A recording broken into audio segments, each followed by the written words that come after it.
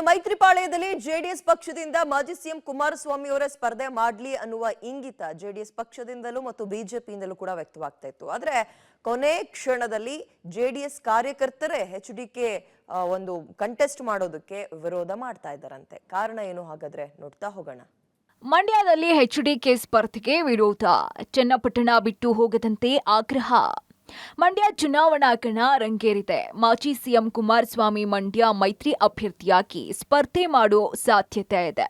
ಆದರೆ JDS ಕಾರ್ಯಕರ್ತರೇ HDK ಸ್ಪರ್ಧೆಗೆ ವಿರೋಧ ಮಾಡಿದ್ದಾರೆ. ಚನ್ನಪಟ್ಟಣದಲ್ಲಿ ನಿಖಿಲ್ ಕುಮಾರಸ್ವಾಮಿ ನೇತೃತ್ವದಲ್ಲಿ ಜೆಡಿಎಸ್ ಕಾರ್ಯಕರ್ತರ ಸಭೆ ನಡೆಯಿತು. ಕುಮಾರಸ್ವಾಮಿ ಮಂಡ್ಯದಿಂದ ಲೋಕಸಭೆ ಸ್ಪರ್ಧೆ ಮಾಡದಂತೆ ಕಾರ್ಯಕರ್ತರು ಆಗ್ರಹಿಸಿದ್ರು. ನೀವೇ ಮಂಡ್ಯದಿಂದ ಸ್ಪರ್ಧೆ ಮಾಡಿ, ಕುಮಾರಣ್ಣ ಚನ್ನಪಟ್ಟಣದ ರಾಜಕಾರಣದಲ್ಲೇ ಇರಬೇಕು, ಯಾವುದೇ ಕಾರಣಕ್ಕೂ ಕುಮಾರಣ್ಣ ಚನ್ನಪಟ್ಟಣ ಬಿಟ್ಟು ಹೋಗದಂತೆ ಆಕ್ರೋಶವನ್ನ ಹೊರಹಾಕಿದ್ರು. ಈ ಮಧ್ಯೆ ಮೈತ್ರಿ ಅಭ್ಯರ್ಥಿ ಡಾಕ್ಟರ್ ಮಂಜುನಾಥ್ ಗೆಲ್ಲಿಸೋದಕ್ಕೆ ನಿಖಿಲ್ ಕುಮಾರಸ್ವಾಮಿ ಖುದ್ದು ಕಾರ್ಯಕರ್ತರೊಂದಿಗೆ ಸಭೆ ನಡೆಸಿದ್ರು. ಪಕ್ಷ ಬಿಟ್ಟು ಹೋಗ್ತಾ ಇರೋ ಮುಖಂಡರು ಕಾರ್ಯಕರ್ತರ ಮನವೊಲಿಸುವ ಯತ್ನ ಮಾಡಿದ್ರು. ಆಲ್ರೆಡಿ ನನ್ನ ಚುನಾವಣೆನಲ್ಲೇ ಯಾರ್ಯಾರು ಇವತ್ತು ಹೋಗಿದಾರಲ್ಲ, ಆಲ್ರೆಡಿ ಒಂದ್ ಹೆಜ್ಜೆ ಇಟ್ಟಿದ್ರು, ಈಗ ಎರಡನೇ ಹಂಚಿ ಜಂಪ್ ಆಗಿದ್ದಾರೆ ಅಷ್ಟೇ. ಇವಾಗ ಇದ್ರಲ್ಲಿ ಆಶ್ಚರ್ಯ ಪಡ್ತಕ್ಕಂಥದ್ದೇನಿಲ್ಲ. ನಮ್ಮ ಪಕ್ಷದ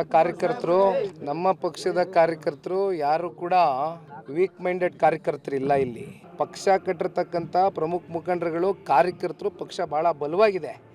ನಮ್ಮ ರಾಮನಗರ ಜಿಲ್ಲೆನಲ್ಲಿ ಅಂಥವ್ರು ಯಾರು ಮೋಸ ಮಾಡ್ತಕ್ಕಂಥ ಪ್ರಶ್ನೆ ಇಲ್ಲ. ಎಷ್ಟು ಲಕ್ಷ ನೀವು ಆಮಿಷವನ್ನು ಹೊಡೆದ್ರೂ ಕೂಡ ಇದು ಯಾವುದಕ್ಕೂ ತಲೆ ಕೊಡ್ತಕ್ಕಂಥದ್ದು ನಮ್ಮ ಕಾರ್ಯಕರ್ತರು ಇಲ್ಲ ಅಂತಕ್ಕಂಥದ್ದು ಬಹಳ ಸ್ಪಷ್ಟವಾಗಿ ಹೇಳ್ತೀನಿ. ಸೋತಲ್ಲೇ ಗೆಲುವು ಕಾಣಲು ಮುಂದಾದ್ರ ದಳಪತಿ.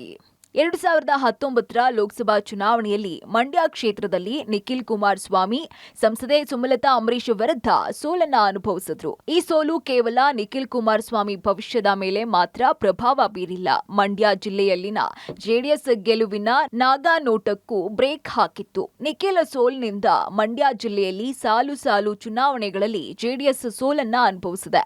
ಕೆಆರ್ಪೇಟೆ ಚುನಾವಣೆಯಲ್ಲಿ ಜೆಡಿಎಸ್ಗೆ ಹೀನಾಯ ಸೋಲು ಉಂಟಾಯಿತು. ನಂತರ 2 ವಿಧಾನ ಪರಿಷತ್ ಚುನಾವಣೆಯಲ್ಲೂ ಸಹ ಜೆಡಿಎಸ್ಗೆ ಸೋಲಿನ ರುಚಿ ಎದುರಾಯಿತು. ಕಳೆದ ವಿಧಾನಸಭಾ ಚುನಾವಣೆಯಲ್ಲಿ ಜಿಲ್ಲೆಯ 7 ಕ್ಷೇತ್ರಗಳ ಪೈಕಿ 6 ಕ್ಷೇತ್ರಗಳಲ್ಲಿ ದಳಪತಿಗಳು ಸೋಲನ್ನ ಅನುಭವಿಸಿದ್ರು. ಇದೀಗ ಎಲ್ಲಿ ಸೋಲು ಕಂಡಿತ್ತೋ ಅಲ್ಲಿಂದಾನೇ ಗೆಲುವನ್ನ ಹುಡುಕೋದಿಕ್ಕೆ ದಳಪತಿಗಳು ಪ್ಲಾನ್ ಮಾಡಿದ್ದಾರೆ. ಮಗ ಸೋಲಿನ ಸೇಡನ್ನ ತೀರಿಸಿಕೊಳ್ಳೋದಿಕ್ಕೆ ಕುಮಾರಸ್ವಾಮಿಯೇ ಅಖಾಡಕ್ಕೆ ಧುಮುಕಿದ್ದು ಮಂಡ್ಯ ಕ್ಷೇತ್ರದಿಂದ ಸ್ಪರ್ಧೆಯನ್ನ ಮಾಡಲಿದ್ದಾರೆ.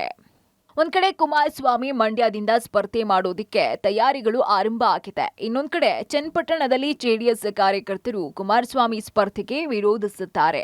Rohit Devarahalli, public TV, Mandya.